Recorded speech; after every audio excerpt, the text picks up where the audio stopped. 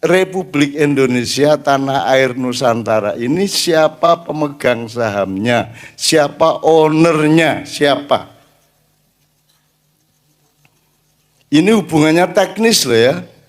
Kan kamu untuk punya tanah, kan beli, dapat sertifikat. Berarti bukan milikmu. Maksudnya rakyat punya saham itu sing ndi? Apa? Wong kue KTP yo bayar, SIM yo bayar, tuku apa-apa yo bayar. Sing ndi kue, sing wekmu sing ndi? Oh, enggak ada yang tahu ini bernegara tapi tidak ngerti milik siapa negara ini. Selalu berkhayal milik rakyat, rakyat mbahmu. Kalau tidak tahu, kamu berarti belum bernegara. Jadi batal seluruhnya, pilpres, pilkada, pileg, cuma batal. Wong kamu belum bernegara, wong kamu tidak jelas siapa pemilik sahamnya. Ini mudah jawabannya tapi tidak ada yang paham. Coba piye? Ngene kok negara, dudu negara kaya ngene iki le. Durung kowe iki. Mulane rasa pusing soal 2019 sak karep-karep mulai nyoblos. Ora ono bedane. Kowe nek tak dudi rada ngarep sithik kowe saya bingung kowe. Nek tak dudi tenane karo-karone lho ya. Kowe saya bingung kowe pecah ndasmu. Pedot cangkemmu kowe kok. Gitu loh. Anda kan enggak tahu. Yang Anda mudeng itu apa di Indonesia? Aku tanya, yang kamu paham itu apa?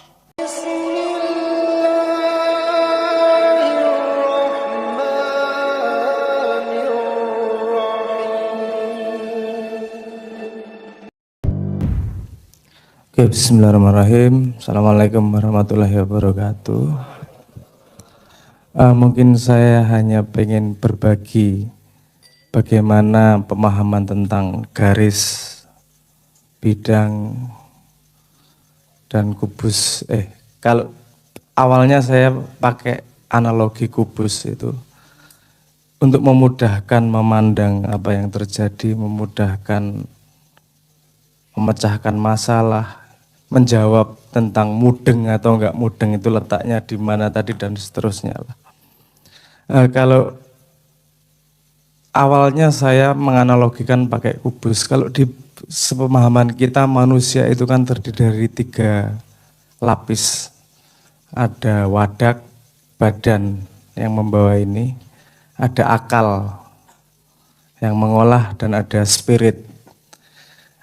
Spirit itu yang kuno terjemahannya jiwa, ada nyawa, ono roh dan seterusnya, tapi kita sebut sebagai spirit, sesuatu yang tidak bisa ditangkap oleh panca indera gitu ya. Jadi saya menganalogikannya begini, kalau gini, saya berangkat dari ilmu dulu.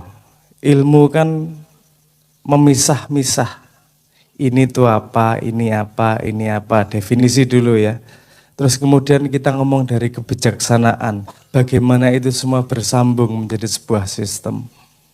Nah, pertama saya pengen ngomong secara ilmu dulu, misah-misah dulu seperti apa. Saya menganalogikan bahwa badan itu seperti garis pada salah satu sudut, pada salah satu bidang di kubus. Anda bayangkan kubus ya. Ada satu bidangnya, ada satu garisnya. Nah itu wadak itu seperti garis. Kita hanya bisa mengalami satu hidup. Saya nggak bisa ngalami kucing, saya nggak bisa ngalami Anda, mata. Saya melihat pakai mata saya dan semua yang saya tangkap pakai panca indera. Itu saya anggap sebagai garis. Karena saya mengalami satu jalan hidup ini saja. Garis itu ada di bidang. Bidang itu yang saya sebut sebagai akal. Kalau Anda belajar di sekolah, Anda belajar teori ini, dan seterusnya, itu Anda sedang memperbanyak garis Karena intinya ketika Anda belajar adalah Anda mempelajari perjalanan seseorang lain yang pernah mempelajarinya. Betul enggak? Kalau Anda belajar misalnya gravitasi, berarti Anda mempelajari perjalanannya si Newton nih, sehingga dia menemukan sesuatu. Jadi kita mempelajari garisnya Newton, pengalaman hidupnya menghasilkan apa. Garis yang banyak itu akan menghasilkan sebuah bidang. Bidang itu yang disebut sebagai pengetahuan akal. Oke.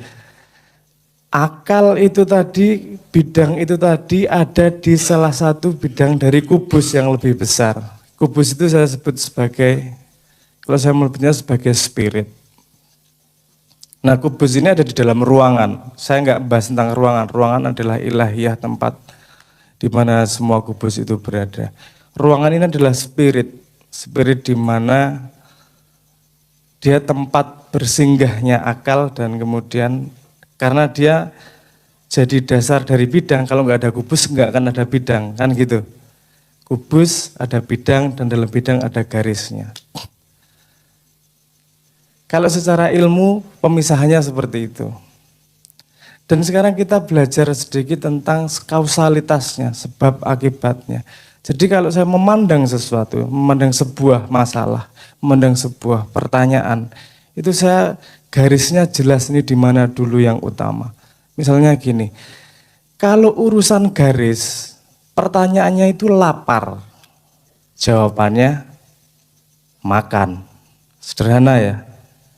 Pertanyaannya itu gatel, jawabannya garuk. Pertanyaannya itu kebelet, jawabannya sing. Udah selesai ya, sederhana. Kalau di bidang, itu pertanyaannya pengen tahu. Jawabannya menjadi tahu. Paham ya? Kan seperti lapar. Seperti kalau di garis lapar, kalau di akal dia jadi pengen tahu nih, lapar terhadap pengetahuan. Terus jadi tahu. Itu apa tanya jawabnya. Kalau di kubus, kalau di spirit, pertanyaannya adalah keresahan, kangen, kerinduan. Dan jawabannya adalah ketenangan, mutmainah. Jawabannya lerem, hati yang damai, hati yang selesai. Sekarang kita ngomong kebijaksanaan. Apa hubungannya di antara ketiga ini? Misalnya gini, kita ngomong hubungan antara garis dan bidang dulu. Kita ngomong antara hubungan wadak dan akal dulu. Kalau Anda lapar, apa jawabannya tadi? Makan. Kalau Anda cari makan pakai akal, lebih mudah atau tidak? Ya enggak? Paham maksud saya ya? Jadi kemampuan akalmu sangat mempengaruhi kemudahanmu mencari makan. Tapi kondisi wadakmu juga mempengaruhi bidangmu. Kalau Anda kelaparan, terlalu lapar, Anda enggak bisa mikir. Kalau Anda kekenyangan, Anda malas mikir. Paham ya? Ada hubungannya di situ juga. Jadi semakin kuat akalnya, semakin mudah mencari makan. Karena hubungannya seperti itu, pasti hubungan dalam spiritnya juga seperti itu. Semakin spirit Anda, semakin tenang, mutmainah, semakin gampang Anda untuk pandai. Semakin Anda pandai, semakin gampang Anda untuk cari makan. Kan ada hubungannya seperti itu. Nah di sini gini, kalau ada ketidakseimbangan dalam wadak, kita terjemahkan sedikit. Kalau tadi kekenyangan, jadinya malas mikir. Kalau kelaparan, jadinya nggak bisa mikir. Sekarang kita naikin dikit, hubungan antara akal sama spirit. Nek akal terlalu goblok, nggak punya pengetahuan apapun, dia juga tidak membantu pertumbuhan spirit. Tapi nek kepinteran, maksudnya kepinteran ini minteri sampai merasa dirinya pandai, seperti orang kekenyangan, dia juga akan mempengaruhi pertumbuhan dari spirit tersebut. Sama ya tadi hubungannya ya. Jadi apa yang dicari dari apa namanya ini? Hubungan dari tiga ini. Yang dicari semua manusia, mau dari ujung dunia manapun, dari zaman apapun, yang dicari manusia adalah kebahagiaan. Betul atau enggak? Kebahagiaan. Nah kadang-kadang kebahagiaan kira rancu terjemahannya. Kamu pengen tenang, tapi makan banyak. Masuk akal enggak? Kamu pengen tahu sesuatu, itu di mana itu tempatnya? Pengen tahu, kalau laparnya tidak tahu menjadi tahu, itu tempatnya di mana tadi? Bidang. Jawabannya adalah Anda makan banyak, bener enggak? Kan salah tempat nih. Kalau kamu pengen tahu, cari tahu tempatnya di bidang. Itu juga jawaban ke atas. Kalau Anda pengen tenang, semua pengetahuan akalmu, semua kenyangmu tidak akan membantumu menjadi tenang.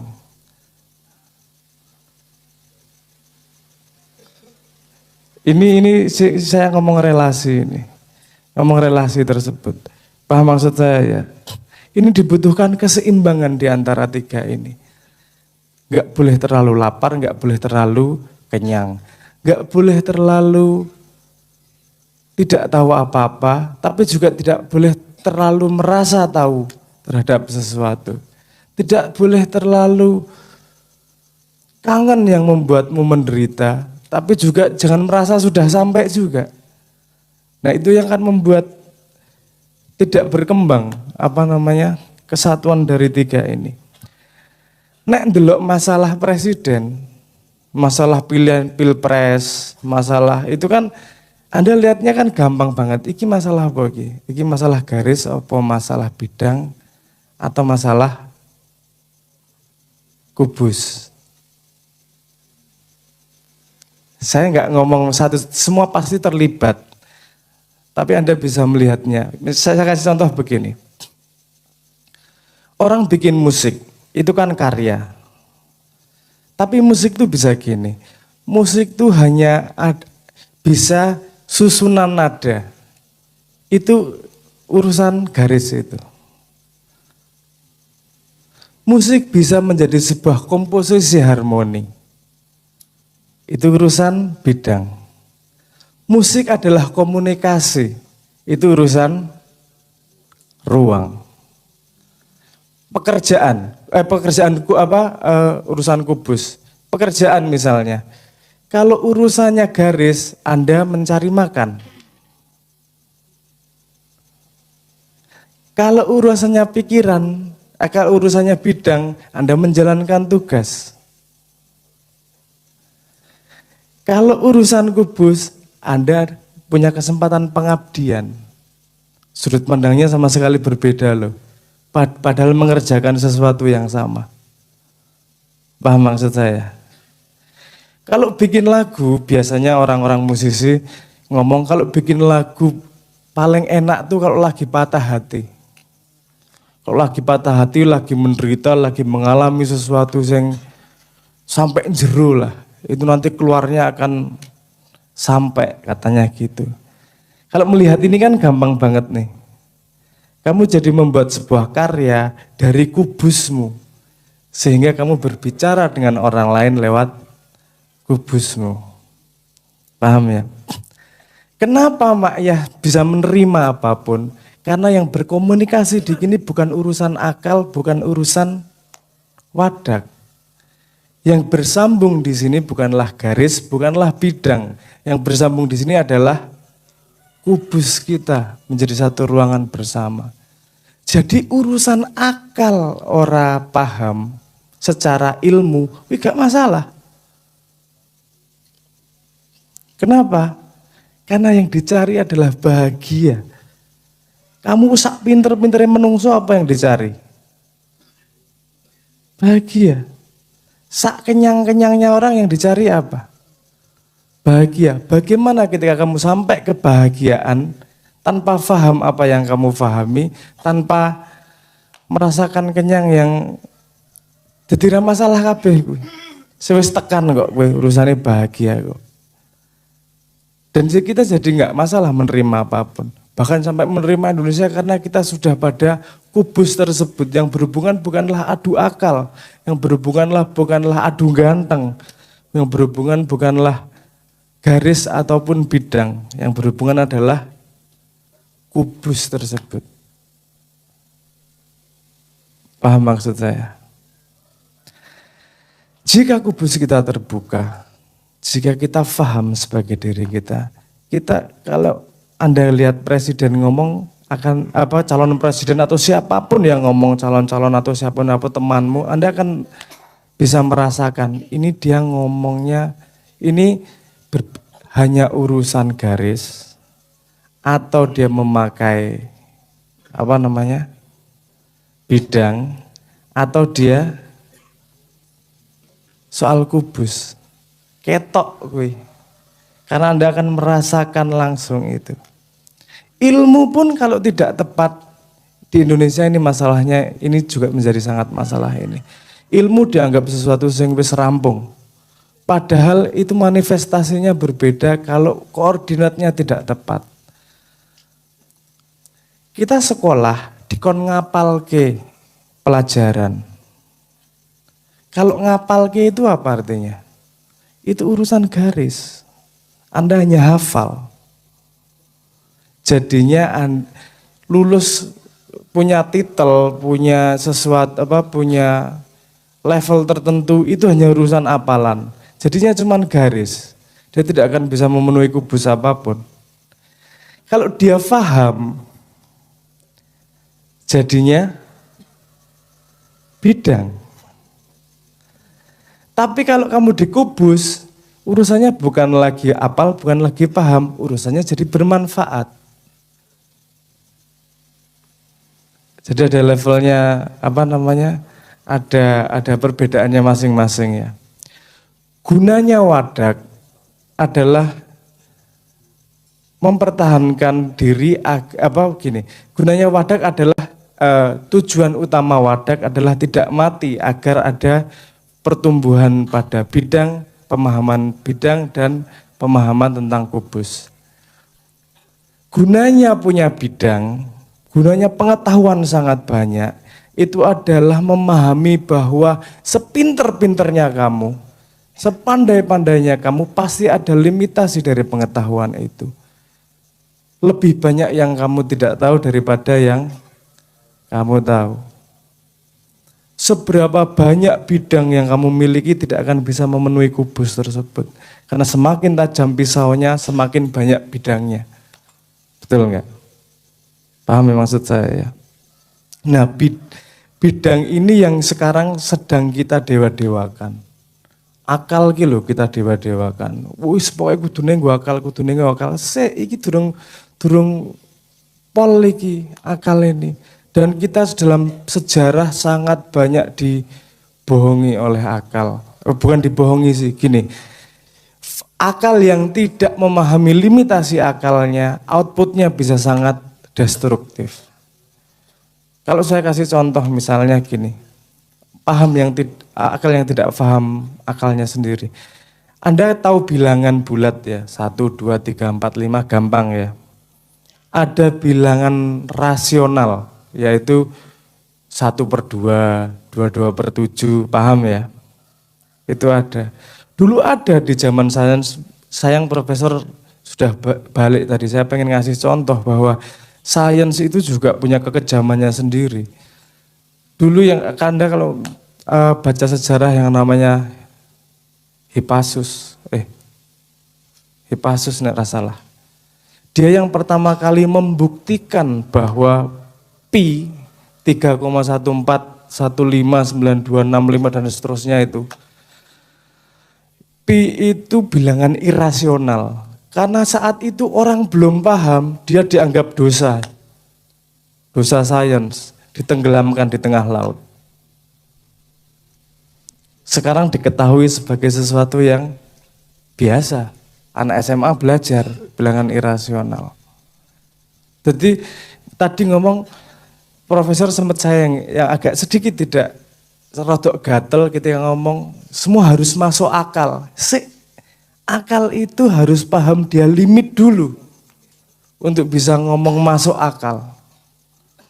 Salah satu yang beberapa waktu lalu kemarin aku ngasih contoh yang sederhana juga,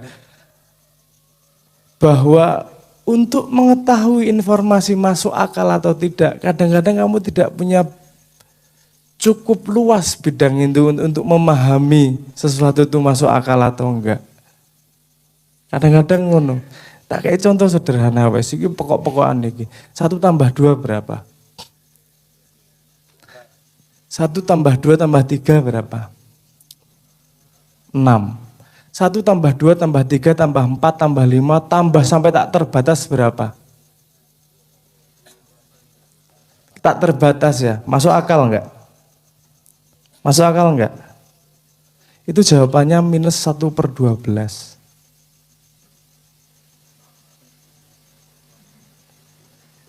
Satu tambah 2 tambah 3 sampai tak terbatas, itu jawabannya minus 1/12.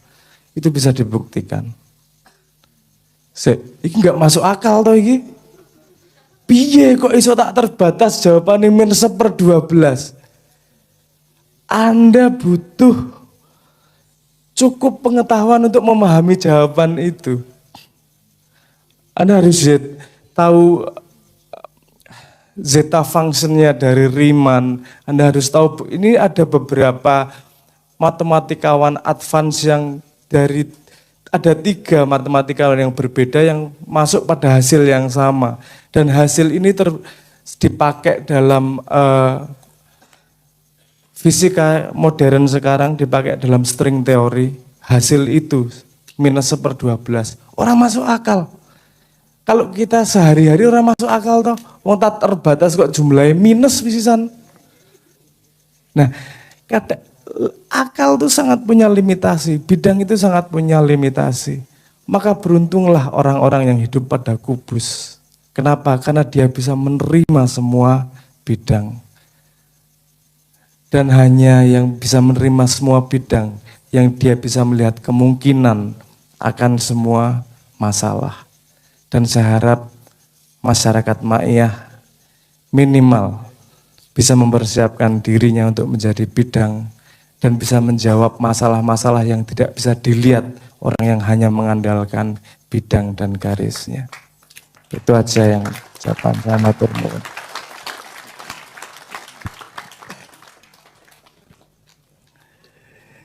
Saya tidak akan ngeklaim bahwa yang ngajari ngomong gitu saya ya. Tapi hanya bisa karena lahir dari atmosfer saya maka sampailah dia ke situ. Jadi gini, ada 2 hal. Satu, yang pertama gini Mas ya. Anda kan sudah pernah ceritain Sabrang betapa dahsyatnya organisasi semut. Masyarakat semut, pembagian kerja semut ya, division of labor-nya semut, kebijaksanaan semut, whatever. Tapi do they understand that? Apakah semut memahami itu? Apakah semut mengerti makna hebatnya dia? Kan tidak. Tidak. Jadi teman-teman sekalian, semut itu tanpa makna, tidak mudeng, tapi dia mampu mengerjakan itu semua karena dirimut langsung oleh hukum alam, oleh atmosfer yang sudah langsung di set up oleh Tuhan, pola-pola, hubungan-hubungan, mekanisme dialektika dan seterusnya. Teman-teman sekalian, Ma'iyah ini bukan pengajian, tidak ada kiainya, tidak ada kitab kuningnya, tidak ada marjaknya, tidak ada kitabnya, tidak ada apa-apanya. Ma'iyah ini kumpulannya wong pekok-pekok sinau bareng. Cetok ya. Nah, orang sing mudeng Pak Yai, ning kene orang sing mudeng. Tidak ada satupun yang mudeng. Karena kewajiban manusia itu memberi arti bukan mencari arti. Kalau sampean mencari arti dari pengajian, dari forum, apa ya? Wah, mudeng aku. Karena Anda menunggu arti dari ustadznya, dari kiainya. Di Ma'iyah tidak ada yang nunggu itu. Di Ma'iyah apa saja yang dia jumpai, dia beri arti. Anda adalah orang, Anda adalah manusia, bukan binatang, bukan semut, bukan pohon. Anda adalah manusia yang memberi arti pada apapun yang Anda dengar, Anda lihat, dan Anda alami. Anda yang memberi arti. Manusia dilahirkan Allah, diberi alat untuk memberi makna atas segala sesuatu. Bahkan semut tidak mengerti nama Allah, tidak ngerti. Apalagi Asmaul Husna, apalagi Hifdzul Quran, rano kok semut lomba Hifdzul Quran rano. Ya. Karena di Ma'iyah ini orang tidak nunggu arti, tidak konsumtif, tidak menunggu apa ya sing diomongke, apa ya maknanya aku untuk apa, enggak. Mereka apapun yang ada di sini, mau Itut, mau Pak Hadi, mau Pak Mustafa, mereka langsung memberi arti untuk diri mereka masing-masing dan untuk kebijaksanaan bersama. Jadi di sini tidak konsumtif. Jadi memang tidak ada yang mudeng, Pak Yai. Dan tidak ada syarat untuk mudeng sama sekali. Apalagi saya sudah berapa kali bilang sama Anda, kue teko ning Ma'iyahan, rasa ngrungokke ra masalah. Turu wae. Wong kowe kesel bar nge-Grab, bar dadi cleaning service, rene tekan kene ning warung kono ngopi, turu, set, engko jam 3 do bali melu bali, ora masalah. Karena kita tahu bahwa yang punya pemahaman tidak hanya akal, Dul. Kamu jangan hebat-hebat jadi manusia seolah-olah yang punya alat pemahaman itu hanya akalmu, utekmu ora, darahmu punya pemahaman, pori-porimu punya pemahaman, detak jantungmu punya pemahaman. Semua faktor-faktor di dalam hidupmu itu memiliki alat untuk memahami meskipun dengan jenis pemahaman yang berbeda. Sabrang mengatakan, kamu ingat kok hidungnya Nabi Adam? Because you are coming from him. Karena Anda terdiri dari partikel-partikel yang sama dengan Nabi Adam. Kalau kamu khusyuk dengan hidupmu, kamu mengerti wajahnya Rasulullah. Karena partikelnya sama. Proton, elektron, neutronnya sama. Bahan-bahannya sama. Glepunge iki podo. Aransemennya beda, komposisinya beda, siji dadi irung, siji dadi mripat, siji dadi rambut. Ning bahane padha dene awakmu kok ulek. Dengkulmu, gentalumu dadi siji kabeh kuwi bahane padha. Kowe ngulek wit-witan, watu bahane padha. Kullun minallah. Setiap hal berasal dari partikelnya Allah sendiri. Allah ora kulaan nang dindi. Tidak ada yang selain Allah. Jadi tolong Bapak-bapak berhati-hati dengan omong mudeng-mudeng gue. Aku takon sing mudeng tenan sapa? Tekakno ulama ngendi wae kon rene. Sing duwe lemah ki sapa? RUPS-nya itu kapan? Rapat umum pemegang saham di Indonesia itu kapan? Siapa yang punya tanah ini? Siapa yang punya laut, siapa yang punya tambang, who own that? Siapa yang punya itu? Pemegang sahamnya siapa? Takono Ma'ruf Amin nek ngerti. Takono Sandiaga Uno nek ngerti. Sopo sing duwe saham Indonesia iki? Aja ngomong Allah. Ya nek Allah ya kabeh. Sak jagat kerat ya toh, kuwi Allah kabeh. Maksud saya Republik Indonesia tanah air Nusantara ini siapa pemegang sahamnya, siapa ownernya, siapa? Ini hubungannya teknis loh ya. Kan kamu untuk punya tanah, kan beli, dapat sertifikat. Berarti bukan milikmu. Maksudnya rakyat punya saham itu sing ndi? Apa?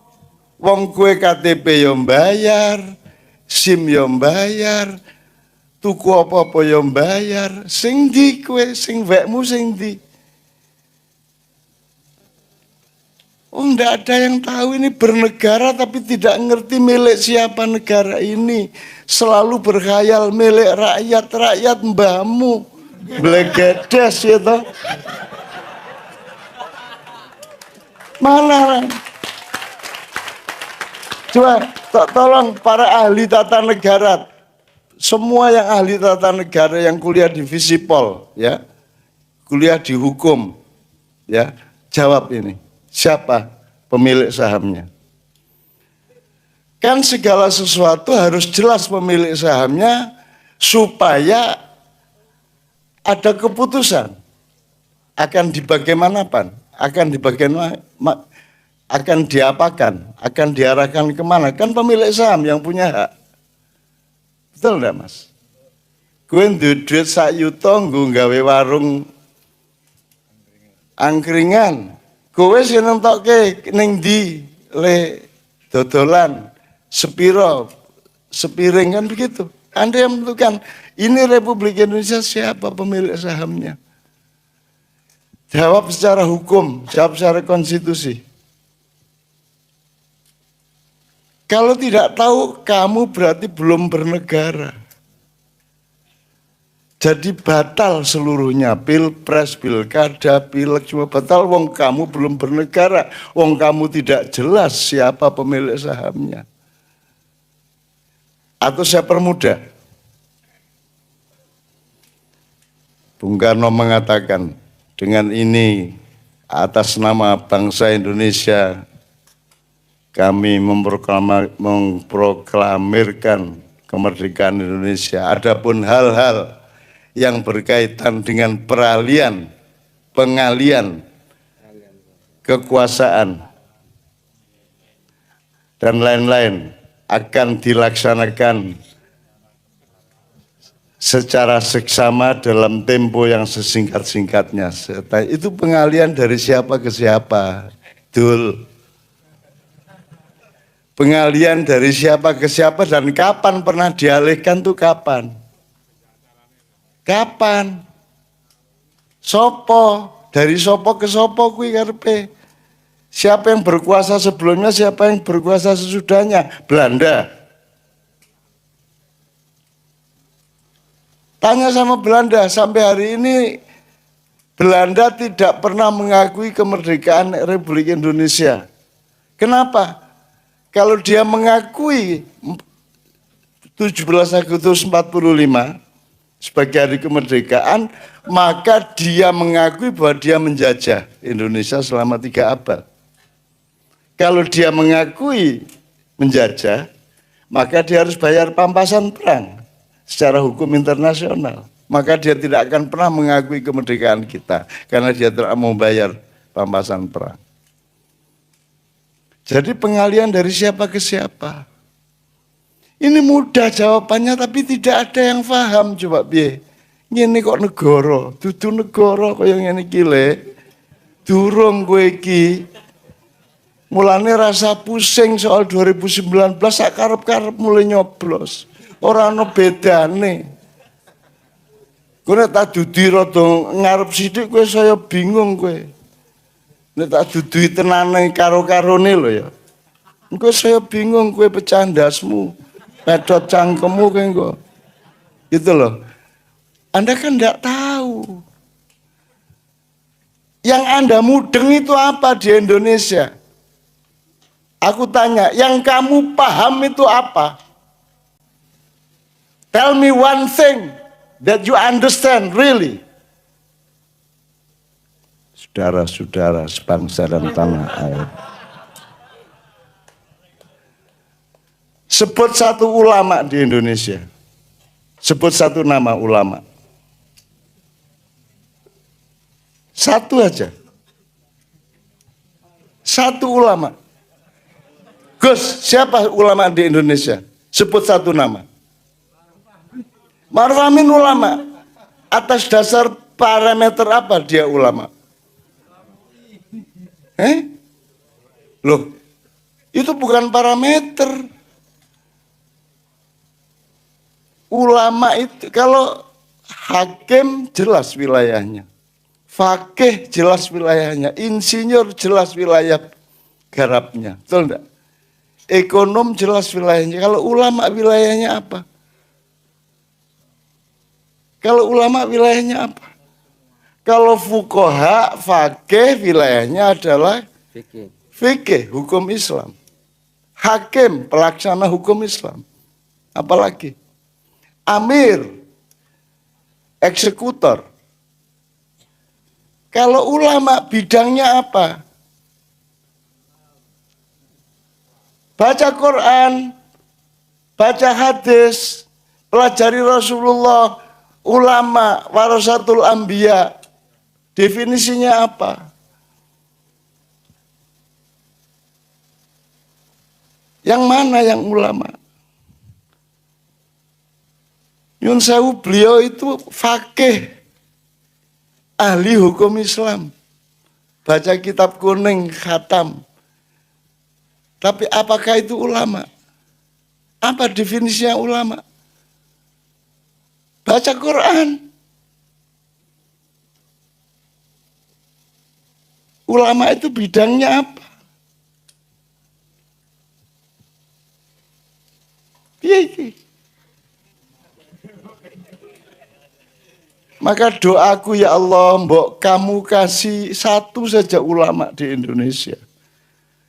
Karena kita akan hancur lebur karena kita tidak punya ulama satupun di Indonesia. Karena ulama tidak ada pembidangannya. Ulama itu al-alim. Wahumul ulama. Alimu madha. Ya'lamu madha Pak Muzamil. Ya'lamu madha. Ya'lamul hayat. Ya'lamu kulla syai'. Wadzalikal ulama, wadzalikal alim. Ya'lamu kulla syai'. Walaisa illa ya'lam. Walakin yastati ayyaf'al. Yastati ayya'mal. Sahih Allah. Naam, sahih. Rumang samura coba bahasa Arab ya.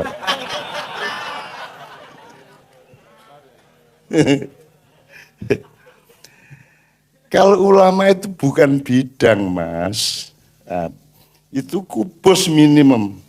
Tapi sesungguhnya ruang. Ulama adalah orang yang makrifat terhadap kehidupan. Ma'lamah terhadap kehidupan. Dulu itulah yang didatangi oleh santri-santri yang ingin berguru. Maka kemudian disebut cantrik, santri, pondok karena mereka mencari ulama ini.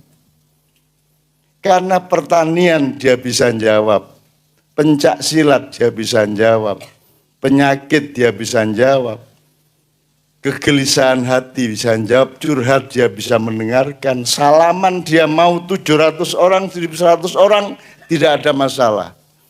Aku minta satu ulama yang mau salaman 1000 orang di lapangan. 1000 orang berdiri seperti tiap malam di Ma'iyahan. Ayo, cuklek gegermu kan ya. Ulama itu bukan ulama, itu fuqaha. Ulama itu orang yang warasatul anbiya. Sekarang nabi itu profesinya apa? Muhammad. Apa dia? Panglima perang, jenderal, pedagang. Tidak bisa nabi kamu rumuskan di kubus. Tidak bisa nabi kamu taruh di garis. Tidak bisa nabi kamu taruh di bidang. Tidak bisa. Maka kalau warasatul anbiya, dia juga tidak boleh bidang, tidak boleh garis. Tidak cukup.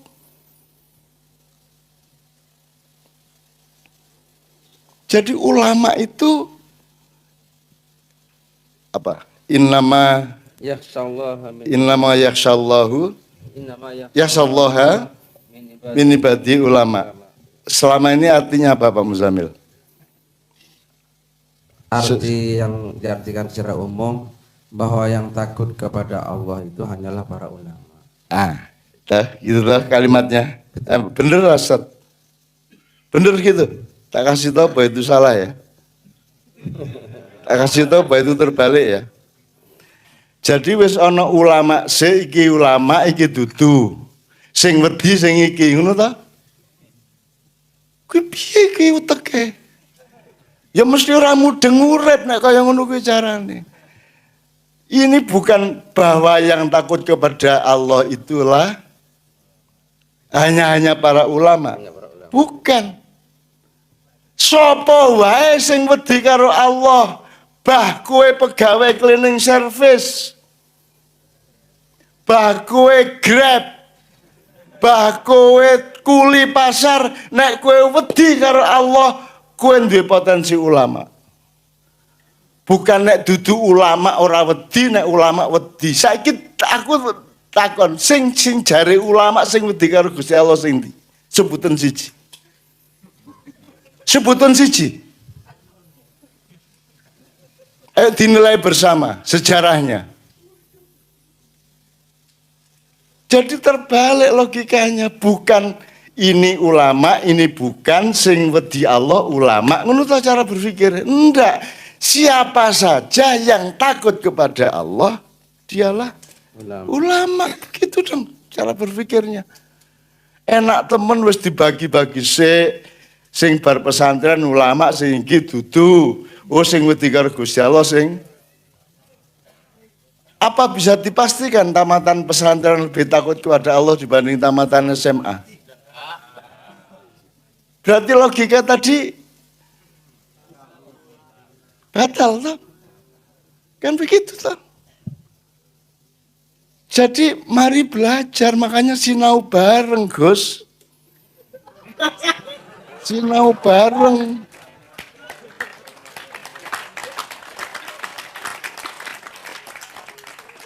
Dan di sini tidak mengandalkan pemahaman, di sini tidak boleh mengandalkan kebenaran, karena yang namanya paham itu terhadap kebenaran toh. Kita tidak mengandalkan kebenaran Gus, kebenaran letaknya di dapur, di warungnya kebaikan dan kebijaksanaan, betul enggak?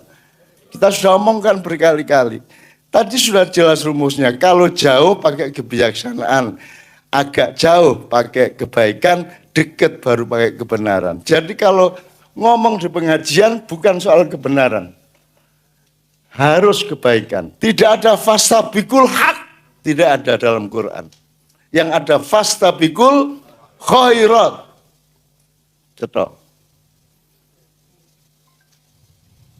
Tak terus nomor-nomornya. Ya Mas ya. Jadi ya Allah ya Rabbi ya Karim, memang kita ini bikin sesuatu yang tidak ada sebelumnya. Tolong Gus, jangan dibilang ini pengajian. Nek pengajian ya ora kaya ngene iki. Sing wis ana pengajian iki ya ana aturane, ora petingkerangan celewe. Ana sing tatuan-tatuan ra cetha ya toh. Di sini ndak. Di sini ndak. Di sini ndak ada aturan. Di sini ndak ada aturannya, itu ada di dalam diri mereka masing-masing, lanang wedok campur. Kenapa tidak kita pisahkan? Kenapa? Karena saya percaya Anda kesini tidak laki-laki, tidak perempuan. Orang urusan lanang wedok ning kene urusannya adalah cinta kepada Allah dan cinta kepada sesama. Kan begitu? Kalau saya pisah berarti saya menilai Anda ini nang sing wedok. Ngono ta? Ya ra. Ya ra, Mas Yutut. Kalau saya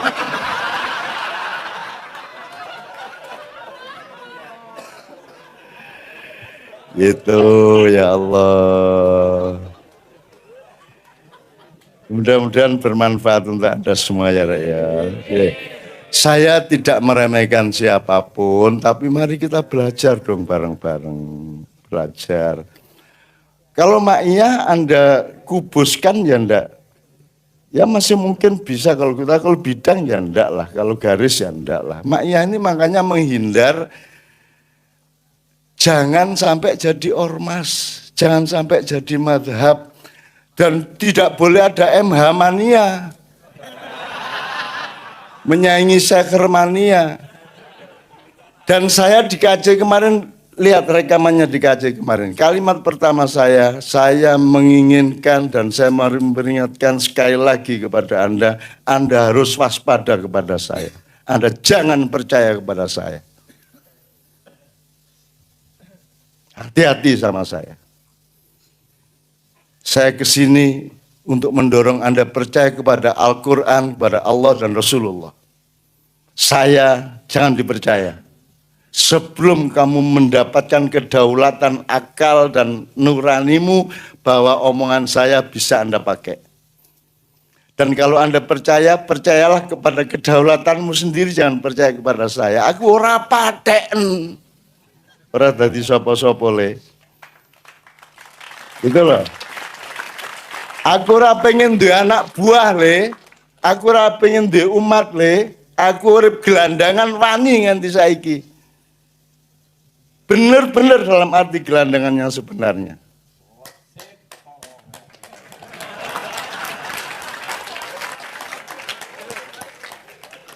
Wong gemblung ora meng ning Banyumas.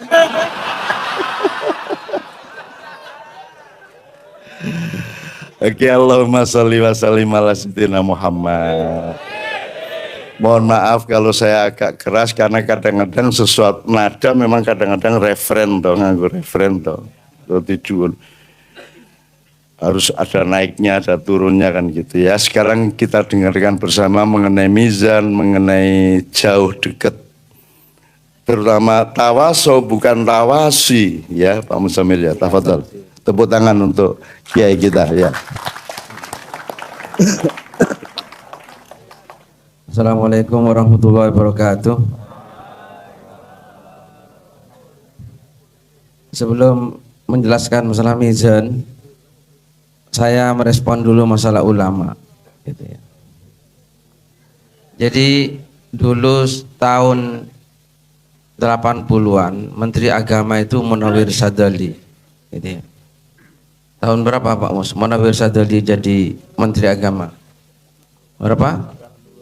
80 sampai 84 kalau nggak salah. Ya kan? Sampai 87. 84 sampai 87. 2 periode Munawir Sadali, ya kan? Nah, waktu itu Munawir Sadali pidato di Madura. Dan dia tidak tahu bahasa Madura. Jadi dia kumpulkan kiai-kiai, itu dia pidato begini. Pidato panjang, saudara-saudara sekalian. Sekarang ulama itu sudah semakin langka. Langsung kiai-kiai, loh, kok kurang ajar.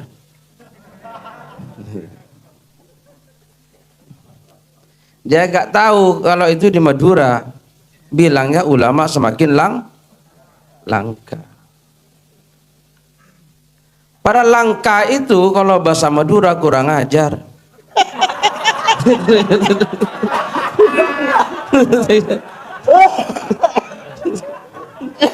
Marah semua kiai-kiai. Munawir Sadali menteri kurang ajar. Masa ulama dianggap semakin langka berarti semakin kurang ajar. Ya Allah.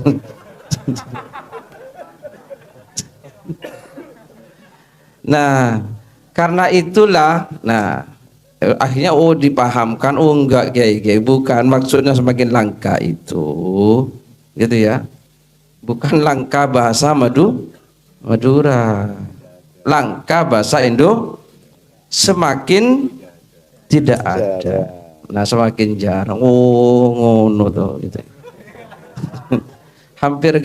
hampir gak diperbolehkan kembali lagi ke Jawa Munawir Sadali. Hampir di apa? Hampir dicarok ini. Nah, setelah itu tuh memang timbul diskusi-diskusi di antara para ulama. Padahal waktu itu banyak kiai-kiai besar, gitu ya. Maka akhirnya dari sekian diskusi-diskusi, musyawarah-musyawarah, waktu itu masih ada Kiai Sahal Mahfud, itu masih junior waktu itu, ya, belum senior beliau. Kiai Sahal Mahfud itu masih junior. Yang senior itu waktu itu ada Ki As'ad Samsul Arifin Asam Bagus, ada Ki Ahmad Siddiq Jember, gitu ya, yang jenius itu, ya. Ada Gus Dur waktu itu, ada Ki Ali Yafi Jakarta yang asalnya Sulawesi Parepare itu. Nah, masih ada Ki Mahrus Ali, masih banyak kiai-kiai, gitu ya. Lalu mereka rembukan bagaimana mengatasi kelangkaan bahasa Indonesia loh ya, kelangkaan ulama itu. Dan mereka sudah mengkhawatirkan masa depan. Ini bagaimana kalau seperti ini?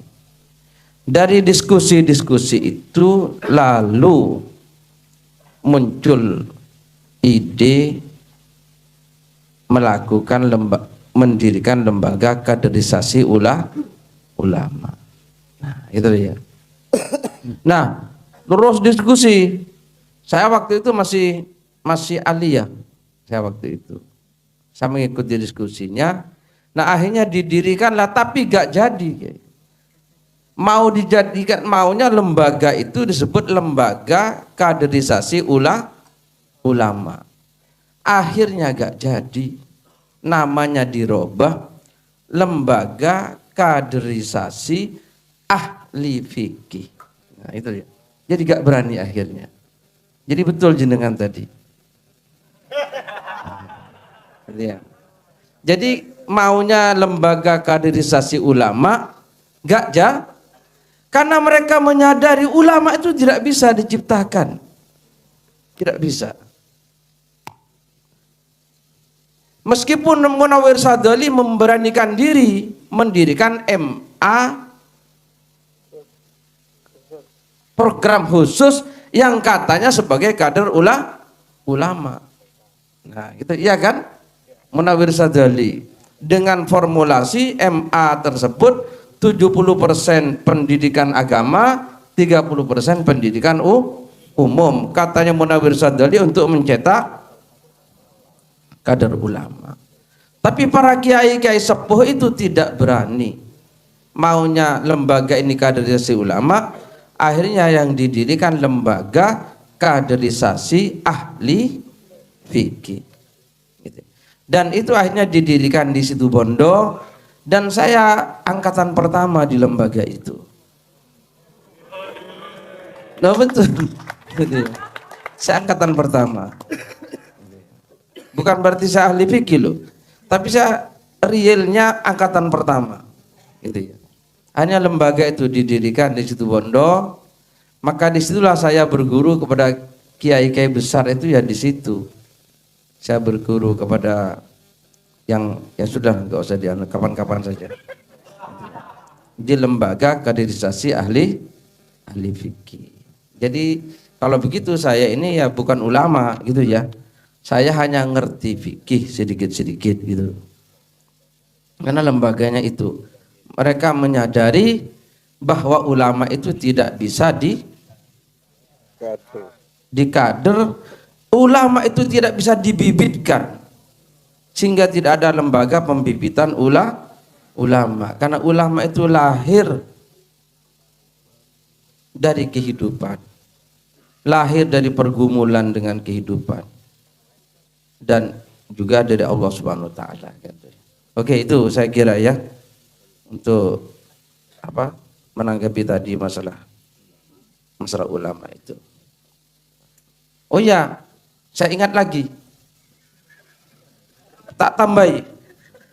Waktu Pak Harto mau mendirikan Majelis Ulama Indonesia. Gitu ya.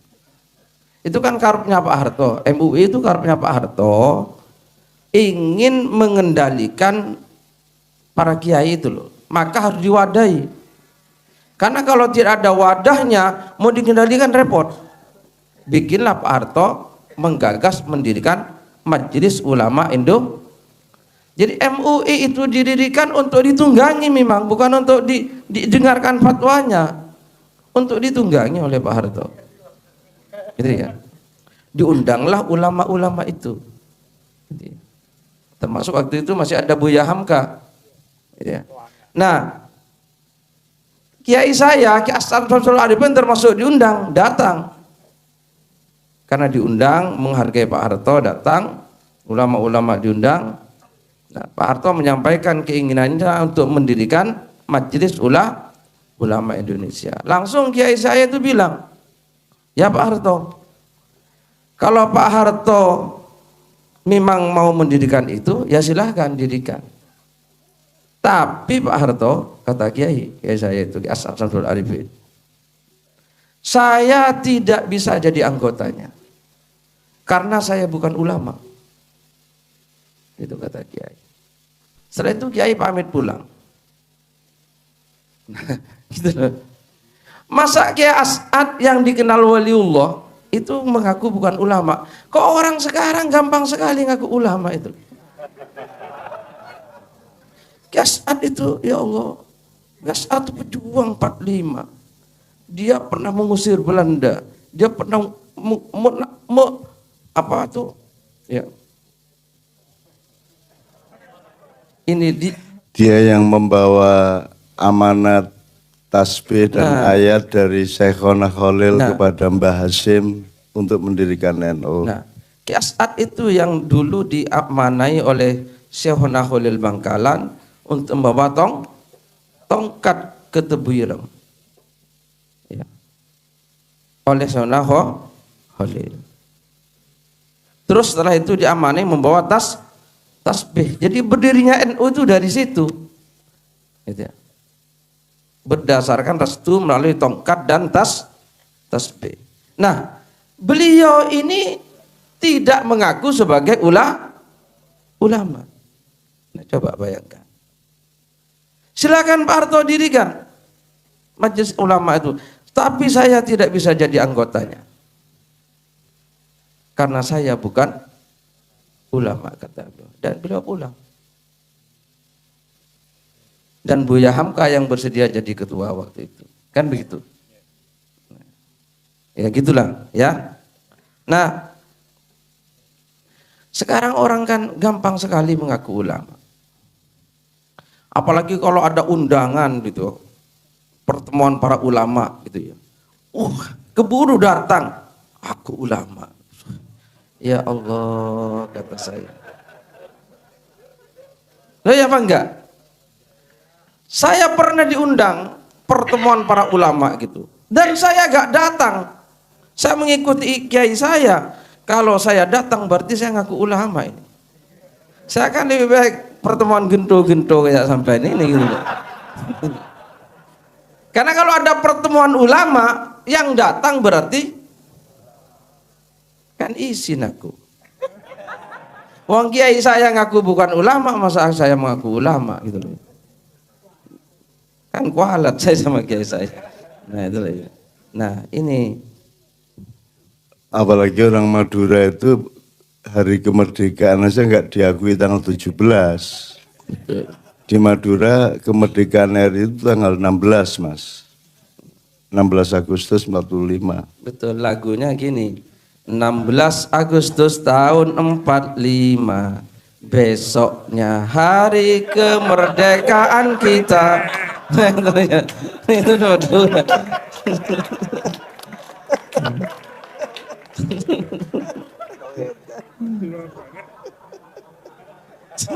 Gitu ya. Gitu Pak Titut. Nah, iya. Pak, gimana ini? Pak Titut ini ya, sampean jangan gini loh. Jangan terpesona dengan penampilan. Pak Titut ini penampilannya kan apa mengerikan, ya kan? Penampilannya menakutkan, padahal hatinya selembut sutra. Pak Titut selembut saja. Pak Titut ini orang yang sangat penyayang, itu ya. Kalau nggak percaya sampai datangi ke rumahnya, mesti disuguhi macam-macam. Ini di depan rumahnya, Pak Titut itu dikasih lukisan dirinya sendiri.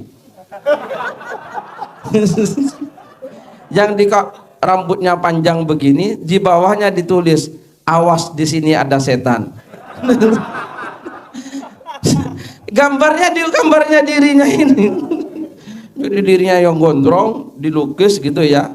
Terus dikasih tulisan apa? Awas di sini. Oh, hati-hati di sini ada setan. Ini Pak Titut. Ini kan top ya kan? Jangankan ngaku ulama, ngaku manusia saja nggak berani Pak Titut.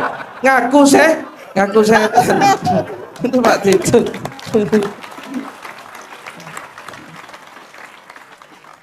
Gimana, cukup? Ya hanya mizan, oh ya tidak. Mizan itu ya saya kira sudah tahu semua lah. Bahwa dalam hal apapun itu mizan itu penting. Ya, mizan itu adalah keseimbangan. Wasama arafa'aha wa wadu almi mizan.